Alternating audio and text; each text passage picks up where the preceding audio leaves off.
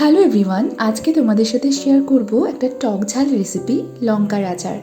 এটা ইনস্ট্যান্ট তৈরি করা যায় আর গরম ভাত কিংবা পরোটার সাথেও কিন্তু দারুণ লাগে খেতে। প্রথমেই দেখো আমি লঙ্কা গুঁড়োকে এইভাবে চিড়ে নিয়েছি। এবার একটা ভাজা মশলা তৈরি করে নিতে হবে। তার জন্য 2 চামচ মৌরি, 1 চামচ জিরে, 2 চামচ কালো সর্ষে আর হাফ চামচ মেথি নিয়ে একটু শুকনো খোলায় ভেজে গুঁড়ো করে নিতে হবে। এরপর যে লঙ্কাগুলো কেটে রেখেছিলাম সেই লঙ্কাগুলোর মধ্যে একে একে সব মশলা দিতে হবে। নুন, হলুদ, কাশ্মীরি লঙ্কা গুঁড়ো, ধনে গুঁড়ো আর ভাজা মশলাটা। আর তোমরা একটু কালো জিরে দেবে, আমি কালো জিরেটা পরে মিশিয়েছি। এবার দিচ্ছি সর্ষের তেল পরিমাণ মতো, আর সব মশলার তেলের সাথে লঙ্কাগুলো মিশিয়ে নিচ্ছি। আর দিলাম এখানে ভিনিগার। এই আচারটা অনেক দিন রেখে কিন্তু তোমরা খেতে পারবে, এইরকম কন্টেনারে রেখে দেবে। আর এটা গরম ভাত কিংবা কোনো পরোটার সাথে কিন্তু দারুণ যাবে। তোমরা কিন্তু অবশ্যই বাড়িতে এটা ট্রাই করো।